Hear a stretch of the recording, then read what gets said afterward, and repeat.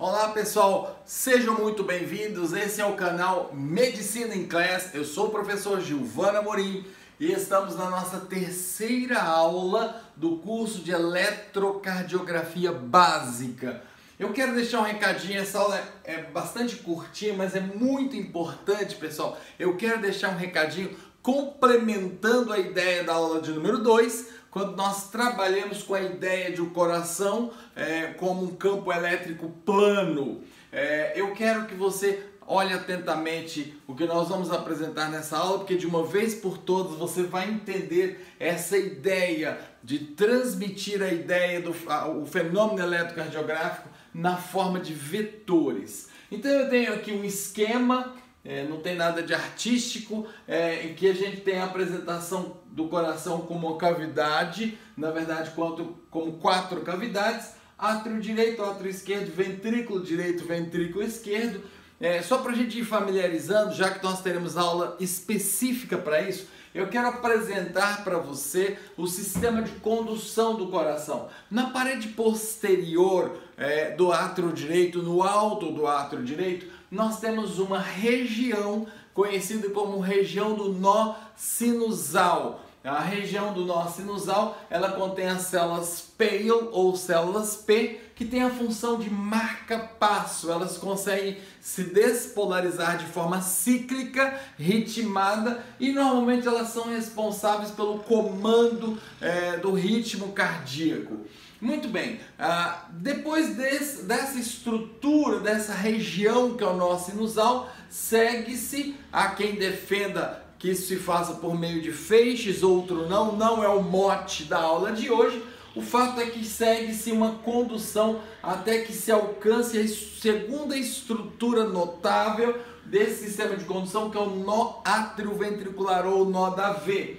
A partir do nó da V nós temos feixe de His que se divide, levando a inervação para o ventrículo direito a partir do ramo direito do feixe de His, e o feixe esquerdo, responsável pela inervação da cavidade ventricular esquerda, esse que se divide num fascículo, num subramo, que vai inervar a parede anterior livre do ventrículo esquerdo, por isso mesmo chamado feixe antero-superior, e um que caminha para as regiões posteriores e inferiores do ventrículo esquerdo, denominado fascículo póstero-inferior. Repito, pessoal, isso aqui vai ser motivo de aula específica, nós vamos nos aprofundar um pouquinho mais, mas eu me recorro a esse desenho, a esse esquema, para apresentar para vocês o comportamento das cargas do coração, ainda resgatando aquela ideia do coração como um campo elétrico.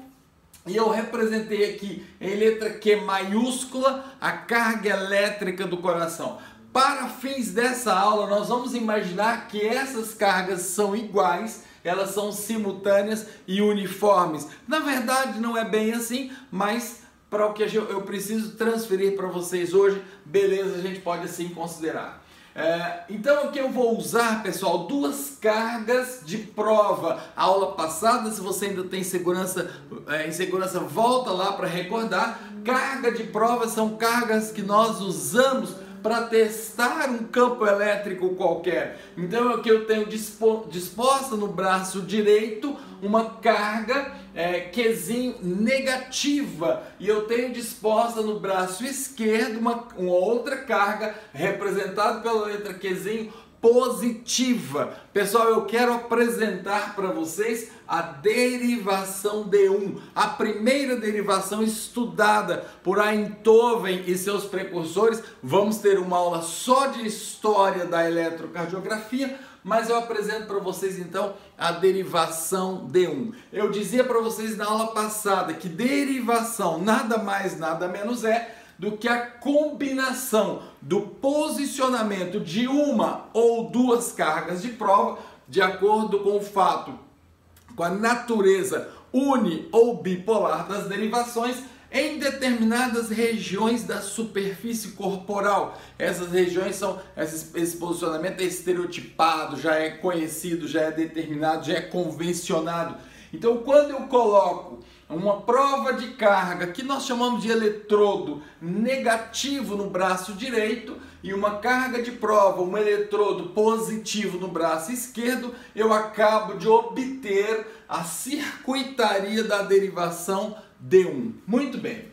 Então, recordando a aula passada, nós temos que a superfície elétrica do coração em repouso vai ser negativa. Ora, eu estou usando à direita uma carga de prova negativa. Logo, eu gero nesse campo elétrico uma força cuja representação vetorial é de repulsão. Então, nós representamos a força de repulsão como uma seta que foge do campo elétrico. Do outro lado, a cena se repete, já que do ponto de vista dessa aula nós estamos convencionando que essas cargas são uniformes e iguais. Então eu tenho aqui a minha carga de prova positiva e o potencial de repouso negativo. Ora, carga negativa gera um campo que atrai carga negativa, gera um campo que atrai carga positiva. Logo, o vetor de registro desse campo visual em relação a essa carga de prova, pessoal, é um vetor que representa atração, ou seja, é um vetor que olha do lado esquerdo para o lado direito. Muito bem, agora aparece o potencial de ação. Não se preocupem, eu não sei o que é potencial de ação, segura, tem aula específica para isso logo mais, mas eu quero dizer para vocês que em última análise, aquele potencial de repouso negativo se torna positivo. Na verdade, há um influxo, há uma enxurrada de elétrons que representa a corrente elétrica e isso muda o comportamento do campo visual, perdão, do campo elétrico, não visual, elétrico. Então o campo elétrico agora se torna positivo. A carga de prova negativa inverte o registro do vetor de força, que agora aponta na direção do campo que se tornou positivo. Exatamente o inverso, como a gente já explicou, acontece do lado esquerdo. Então está resumido aqui, pessoal,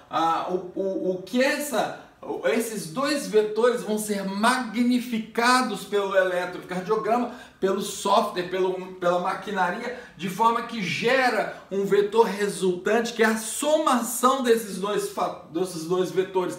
Nós temos aqui o vetor visto por D1, registrado por D1 em repouso. Exatamente o contrário acontece, pessoal, durante o potencial de ação. É como se você imaginasse que esse momento vetorial vai caminhar para esse momento vetorial. Essa transição, pessoal, não se dá no estalar de dedos do ponto de vista disso muda para isso. Vai havendo uma transformação contínua. É como se, preste atenção nisso, é como se o vetor vermelhinho, que é o vetor do processo de despolarização, ele registra o encaminhamento da corrente elétrica, é como se ele fosse empurrando o vetor de repouso, que está aqui representado nessa figurinha, com essa seta pontilhada. Ele vai ganhando espaço, ele vai ganhando território a caminho de ocupar a posição do vetor pontilhado, só que com sentido inverso. Muito bem, é como se eu tivesse, pessoal, portanto, um vetor que caminhasse. Observa o aspecto dinâmico agora que a gente está imprimindo aqui. Um vetor que caminhasse da direita para a esquerda. E eu representei isso aqui, da direita para a esquerda. É como se um vetor que caminhasse, um vetor que transicionasse de um lado para outro. E agora você sabe por quê. É por isso que a gente fala que, do ponto de vista da derivação D1, que está aqui posicionada com suas cargas de prova, é como se D1 olhasse sempre um vetor que viesse a seu favor, que viesse em sua direção. Eu posso, pessoal, facilmente transformar esta ideia desse vetor que se desloca numa câmara, ou como a gente gosta de falar, no olhinho. É como se a derivação D1, assim disposta, criasse um olhinho que olhasse constantemente do alto para baixo, mas principalmente da esquerda para a direita. E a hora que o potencial de ação caminha exatamente fazendo esse trajeto, ele vai ser sempre visto. É esse vetor de deslocamento sempre visto pelo olhinho, pela câmera apostada aqui do lado esquerdo, como se estivesse ali na posição do ombro. É muito importante, pessoal, entender isso. E eu quero já deixar um exercício para você. Logo mais nós vamos apresentar as demais derivações. Hoje nós estamos falando só de D1. Quando você for apresentado para as demais derivações, faça o mesmo. Faça o mesmo.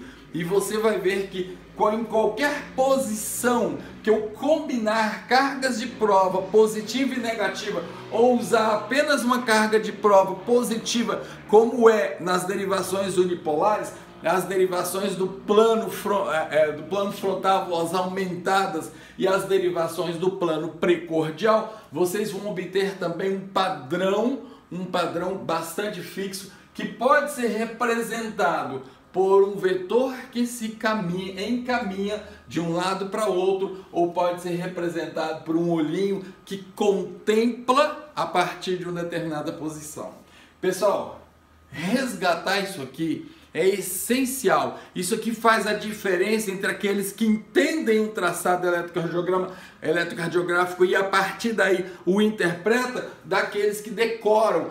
Eu não sei porquê, mas eu sei que é como se tivesse um polo positivo do lado esquerdo, é como se o vetor se encaminhasse sempre para a direita. Você pergunta por quê? Não sei. Eu sei que é assim. Não. Vamos aprender pela forma correta, vamos aprender entendendo o processo, porque aprendendo assim, pessoal, você não vai esquecer.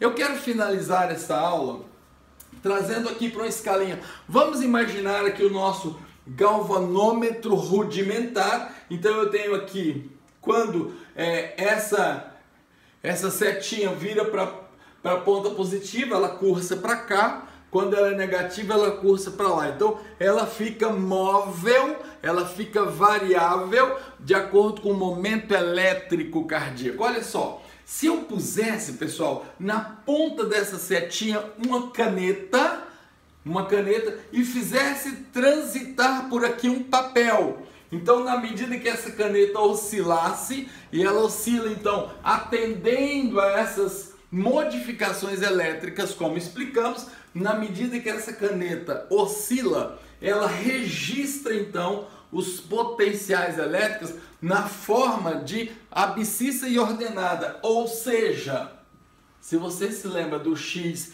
e do Y, exatamente assim, X, unidade no tempo, já que o papel vai passando e permitindo esse registro, e o Y, ordenada vertical, variável na vertical, significa o potencial, a diferença, a magnitude desse potencial. Olha só, trazendo aquele exemplo lá, nós partimos então do negativo, vamos fazendo uma subida da agulha, a subida da agulha é associada ao movimentar do papel. Quando a agulha sobe, ela não registra mais na mesma porção do papel, mas uma porção adiante. É isso, pessoal, que gera a figura de onda.